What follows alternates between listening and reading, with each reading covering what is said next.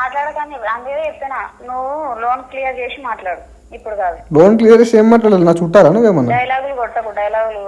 డైలాగులు కాదు ఇవి, మాటలు ఇవి. బ్యాంకు మరి ఏంది? బ్యాంకు మీ చుట్టాలది కాదు కదా, లేకపోతే నీదా? బ్యాంకు మా చుట్టాలది మాదైతే ఫస్ట్ నేను ఎంప్లాయ్మెంట్ చేస్తాను. ఇది ఫస్ట్. ఏం చేస్తావు అసలు? నేనా? ఎందుకు వచ్చి జాయిన్ అవుతావు నువ్వు కూడా? ఖాళీ కూర్చుంటావు ఏంది? వస్తావు అంటే నువ్వు ఆఫీస్లో వేసి అదే పోనీ కదా, అందరు అట్లా ఉండరు కదా. మరి అసలు నీకు ఇచ్చిళ్ళు అదే నీలాంటి వాడికి ఇచ్చిర్రు కదా. అదే అంటే నీలాగా అందరు ఖాళీగా ఉండరు కదా. పెద్ద లోన్ కట్టావు కానీ మాట్లాడుతున్నావు. మరి నువ్వెందుకు మాట్లాడుతున్నావు? లోన్ కట్టడానికి ఎందుకు కాల్ చేసినావు మరి? మీకు రూల్స్ మీరు ఫామ్ చేసుకుంటూ ఆర్బీఐ ఓపెన్ చేయండి. 2007-8 ఆర్బీఐ గైడ్ లైన్స్ ఓపెన్ చేయండి. నేను క్లియర్ గా షో చేస్తా. Right party verification is very very mandatory. Customer మీరేమో అడుగుతారు సార్, నాకు అర్థం కాదు. కస్టమరో కాదో తెలియందే మీరు 6 నిమిషాలు మాట్లాడుతున్నారు నాతోటి. కస్టమర్ కన్ఫర్మ్ చేసుకోరు కదా, మరి నేను ఏజెంట్ అని కన్ఫర్మ్ చేసుకోవాలి కదా. సరిపోదు, అందుకే అంటున్నా. మరి మీ చుట్టాల బ్యాంక్ అని చుట్టాలు అయితే నేను తీసేస్తా, ఫైర్ చేస్తా ఫస్ట్. ఎందుకు తీసుకున్నావు? Hi friends, welcome to your get Ravi ఛానల్కి. రైట్ పార్టీ వెరిఫికేషన్ కస్టమర్నే కాదు ఏజెంట్ని కూడా మీరు అడగవచ్చు. ఎందుకంటే ఐడెంటిటీ డిస్క్లోజర్ అనేది mandatory as per the RBI guide lines. So video చివరి వరకు వినండి, అదే డిస్కషన్ జరిగింది. వీడియో నచ్చితే డెఫినెట్గా లైక్ చేయడం మర్చిపోకండి. కొత్త వాళ్ళు వీడియో చూస్తుంటే ఛానల్ సబ్స్క్రైబ్ చేసుకొని వీడియోని లైక్ చేయండి. మీరు కూడా లోన్ రికవరీ ఏజెంట్స్ వల్ల ఇబ్బంది పడుతున్నారా? మా యొక్క గైడెన్స్ కోసం కానీ మా త్రూ సెటిల్మెంట్ చేయించుకోవాలనుకుంటే మా యొక్క నంబర్ ఛానల్ డిస్క్రిప్షన్లో ప్రొవైడ్ చేశాను, మీరు మమ్మల్ని కాంటాక్ట్ అవ్వచ్చు. చార్జెస్ పడుతుంది ప్లస్ మళ్ళీ రేపు నుండి మళ్ళీ ఇంకో రిప్రజెంటేషన్ డేట్ ఉంది కదా, మళ్ళీ అప్పుడు ఇంకో చార్జెస్ అనేవి పడుతున్నాయి కదా. ఫండ్స్ ఇష్యూ ఉన్నాయి, నాకు టైం పడుతుంది. ఇంకో 2 months. ఇంకో 2 months సార్. మరి 2 months టైం పడుతున్నప్పుడు మరి బ్రాంచ్ కి వచ్చి ఇన్ఫార్మ్ చేశారా సార్? మెయిల్ పెట్టినా. మెయిల్ ఎప్పుడు పెట్టారు సార్? 1 week అవుతుంది. 1 week అవుతుందా సార్? అంటే మీరు లాస్ట్ సాటర్డే పెట్టారా సార్? 1 week అవుతుంది సార్. రఫ్గా డేట్ ఎప్పుడు పెడితే ఏముంది, మీకు కమ్యూనికేషన్ చేసినా కదా. సార్ కమ్యూనికేషన్ చేసినా కూడా మరి మీకు డ్యూ డేట్ అప్పుడు లెక్కనైతే మీ డ్యూ డేట్ కి 4 days ముందు పెట్టారు. 1 week ఇదో సాటర్డే అంటే నేను 1 week అంటే లాస్ట్ వీక్ ఫస్ట్.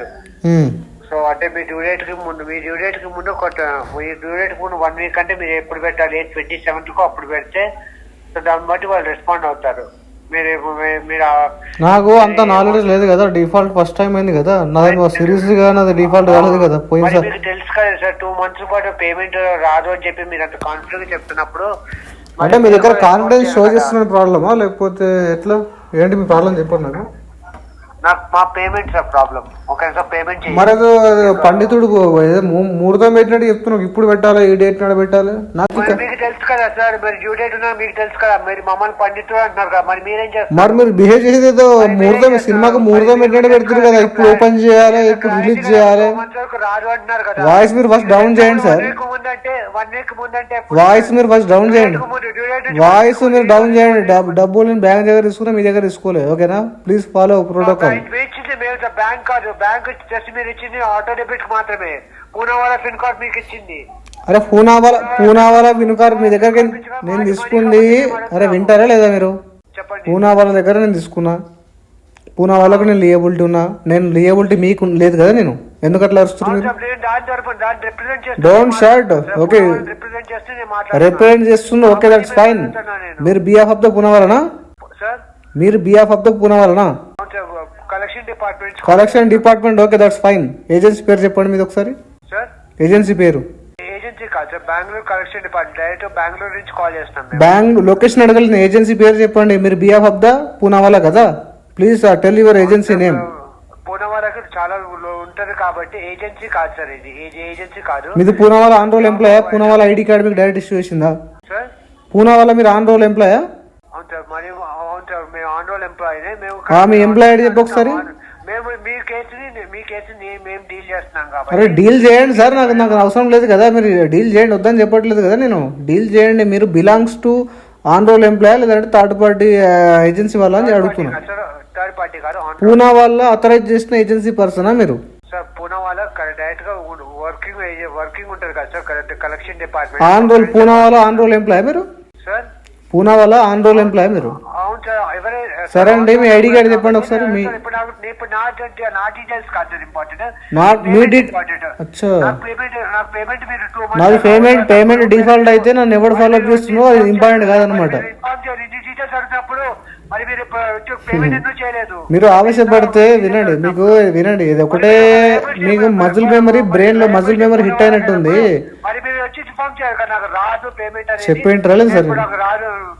మీరు అవతలోడికి మాట్లాడే ఛాన్స్ ఇస్తే మీరు ఫోన్ చేయాలి, లేదంటే మీరు మీరు మీ ఫోన్కి మీరు డయల్ చేసుకొని మీరు చెప్పండి, ఇల్యూజన్లో బతకండి. చెప్తున్నారు కదా మరి 2 months వరకు అవ్వదు అని చెప్పి మెయిల్ చేశాను అని చెప్పి. చెప్పేది వింటారా లేదు సార్? నేను అడిగాను ఏంది, మీరు ఆన్ రోల్ ఎంప్లాయ్ అయితే ఎంప్లాయ్ ఐడి చెప్పండి మీది, నాకు డౌట్ వస్తుంది. బేస్డ్ ఆన్ యువర్ బిహేవియర్ నాకు డౌట్ వస్తుంది. మీరు బ్యాంక్ని రిప్రజెంట్ చేస్తున్నారు లేదా నాకు డౌట్. నేను పూనా వాళ్ళని రిప్రజెంట్ చేయలేదు అనుకుంటున్నాను. నేను మీరు పూనా వాళ్ళ కాదనుకుంటున్నా. మీ బ్యాంక్ చెప్పలేము, మా ప్రొఫెషనల్ డీటెయిల్స్ చెప్పలేము. ప్రొఫెషనల్ డీటెయిల్స్ ఏం అడిగింది సార్? ప్రొఫెషనల్ డీటెయిల్స్ మీ పర్సనల్ నెంబర్ అడగలేదు నేను. మీ ఎంప్లాయ్ ఐడి చెప్పండి, లేదంటే మెయిల్ ఐడి చెప్పండి కదా. అది కస్టమర్తో కమ్యూనికేట్ చేయడానికి ఉంది కదా. అది రికార్డింగ్ ఆఫ్ చేసి చెప్పండి, పర్లేదు. రికార్డింగ్ ఆఫ్ చేసి చెప్పండి సార్. రికార్డింగ్ అయితే మీరు రూల్స్ ఫామ్ చేసుకుంటే సరిపోదు. ఆర్బీఐ ఒకటి మధ్యలో ఉన్నది, ఒకటి మధ్యలో కదా పైన ఉన్నది. ఓకే, మీరు డిఆర్ఏ హోల్డరా? మీరు డిఆర్ఏ హోల్డరా? మీరు డిఆర్ఏ హోల్డర్ అన్నప్పుడు మీరు ప్రాపర్ గా కస్టమర్ తోటి రిప్రజెంటేషన్ చెప్పాలి కదా. కస్టమర్ కి డౌట్ వచ్చింది whether you belongs to Poonawalla లేదా అని. సో అప్పుడు క్లారిఫికేషన్ ఇవ్వాలి కదా. మీరు చెప్పినట్టు మీరు నాకు ప్రోటోకాల్ చెప్పకండి ఏ విధంగా బిహేవ్ చేయను. మీకు ప్రోటోకాల్ అంటే మీరు ఫాలో అవ్వండి. కస్టమర్ కి మీరు ప్రోటోకాల్ చెప్పకండి. కస్టమర్ కి ప్రోటోకాల్ బాగానే తెలుసు. ఓకేనా? మీరు నాకు ముహూర్తం చెప్తారు కదా సార్, ఇట్లా ముహూర్తం పెట్టి ఈ ముహూర్తంలో మీరు మెయిల్ పెట్టాలని చెప్పేసి మీకు తెలియదా?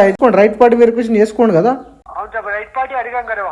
రైట్ పార్టీ వెరిఫికేషన్ చేసుకోండి, మిమ్మల్ని మీరు వెరిఫై చేసుకోండి. నా డీటెయిల్స్ చెప్తే ఏమొస్తుంది? నా డీటెయిల్స్ నాకు తెలుసు ఆల్రెడీ. అర్థమైందా? చెప్పండి, మీ డీటెయిల్స్ చెప్పండి, ఎంప్లాయ్ ఐడి చెప్పండి, మెయిల్ ఐడి చెప్పండి. మీకు రూల్స్ మీరు ఫామ్ చేసుకుంటు కదా. ఆర్బీఐ ఓపెన్ చేయండి, 2007-8 ఆర్బీఐ గైడ్ లైన్స్ ఓపెన్ చేయండి. నేను క్లియర్ గా షో చేస్తా. Right party verification is very very mandatory. Customer మీరేమో అడుగుతారు సార్, నాకు అర్థం కాదు. కస్టమర్ అని చెప్తాను ఆల్రెడీ. కస్టమర్తో కస్టమరో కాదో తెలివందే మీరు 6 నిమిషాలు మాట్లాడతారు నాతోటి. కస్టమర్ కన్ఫర్మ్ చేసుకోరు కదా, మరి నేను ఏజెంట్ అని కన్ఫర్మ్ చేసుకోవాలి కదా. అవును సార్, మీరు ఫస్ట్ ఆఫ్ ఆల్ ఏముందంటే నా రైట్ వర్డ్ నా వెరిఫికేషన్ అయిపోయింది. ఇప్పుడు మీరు వెరిఫికేషన్ చేసుకోండి అంటున్నా. మీరు రైట్ పార్టీనా కదా వెరిఫై చేసుకోండి.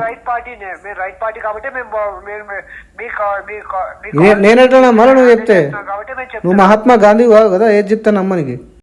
మహాత్మా గాంధీ అయినా కూడా ఆయన కాకపోయినా కూడా మేము అప్పుడు ఆ డీటెయిల్స్ కాదు సార్.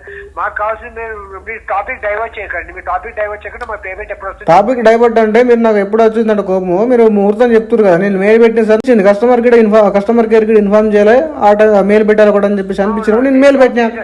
మీరు ఇప్పుడు మెయిల్ పెట్టొద్దు, మీరు ఇలా బ్రహ్మ ముహూర్తం పెడుతురు కదా 4 గంటలకు మార్నింగ్, ఈ టైంలో పెట్టాలి మెయిల్ అంటే. నేను కమ్యూనికేషన్ మీకు డ్రాప్ చేసినా చెప్తున్నా, ఓకే అని చెప్పాలి, అంతేగాని నాకు ముహూర్తం చెప్పొద్దు కదా.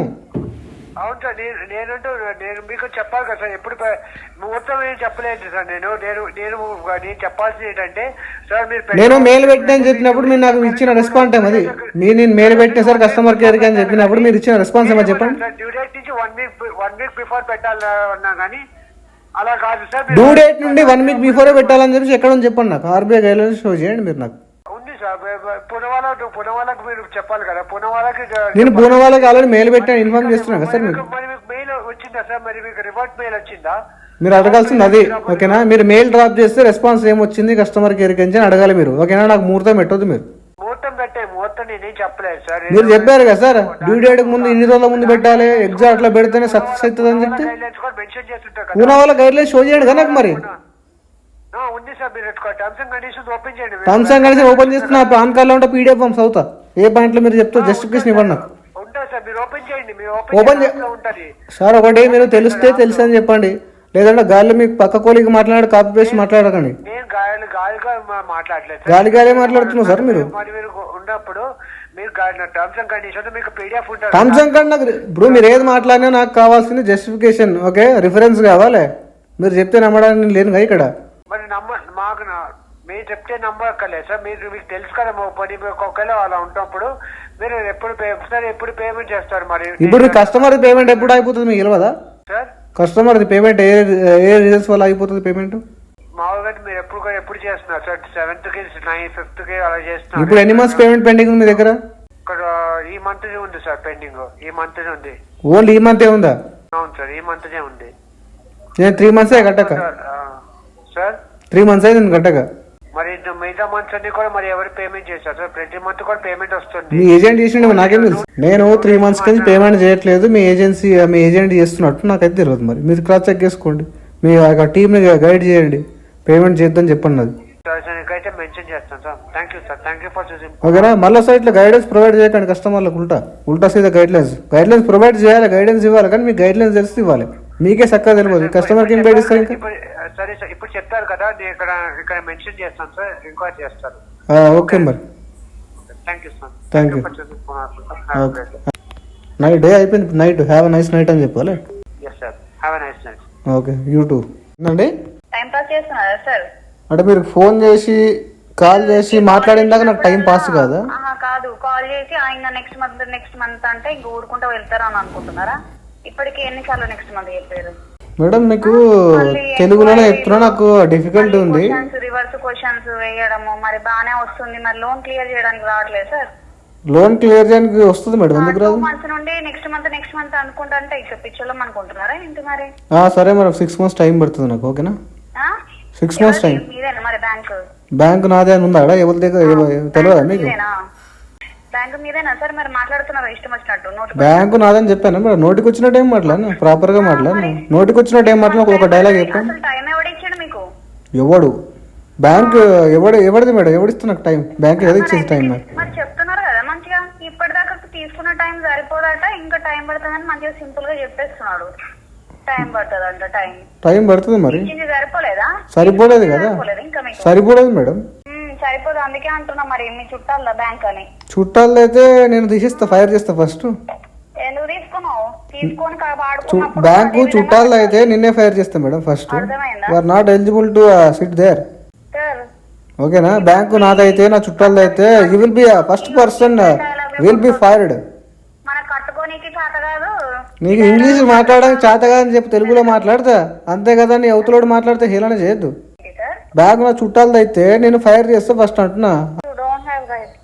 I don't have right. ఇది ఒక్క ముఖ్య వచ్చా? బాగా నేర్చుకురు. లోన్ కట్టడానికి రాదు కానీ మాట్లాడుతున్నావు.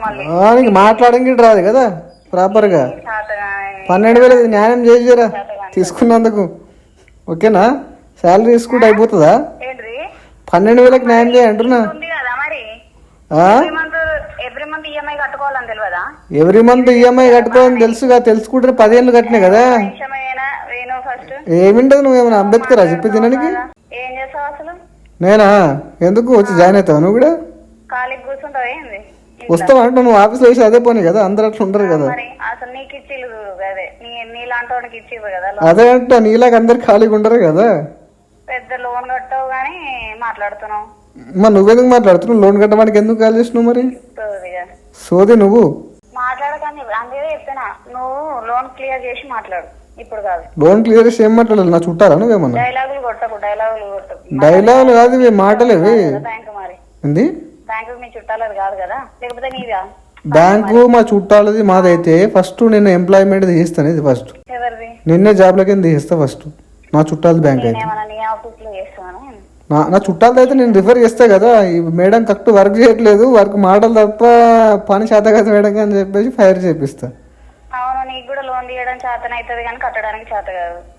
నాకు చేతగానికి ఎందుకు ఇచ్చినావు మరి? చూడడానికి చేత కదా, నీకు అక్కడ ఇచ్చినప్పుడు తెలియదా? నీకు తెలియదా అన్నా? చేతగాడికి ఎందుకు ఇచ్చినావు లోన్ మరి? తెలియదా నీకు? తెలియక తెలుసుకోవాలి మరి. నీకు చేతగాలేదా తెలుసుకోనికి? తెలియదు అంటే నేను చేత కాదనని. మీ డాడీ చక్కగా పెంచుంటే ఇట్లా మాట్లాడదాని కాదు కదా. మీ డాడీ చక్కగా పెంచుంటే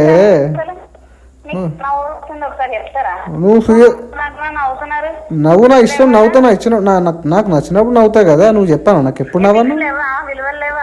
అబ్బా చెప్పు, విలువలు చెప్పు ఒకసారి. నా విలువలు చెప్పు. ఏం నేర్చుకున్నావు? పెద్దనే ఉన్నట్టుంది కదా మీది. మీది చిన్నది ఉందా? మీరు కూడా 50 ప్లస్ ఉన్నట్టు కదా. మీరు కూడా అదే చెప్తున్నా 40. మీరు కూడా 50 ప్లస్ ఉన్నట్టున్నారు కదా. కామన్ సెన్స్ ఉండాలి కదా. బ్యాంక్ లో రూల్స్ ఎలా ఉంటాయి? కామన్ సెన్స్ గురించి నువ్వు నాకు చెప్పాల్సిన అవసరం లేదు కదా.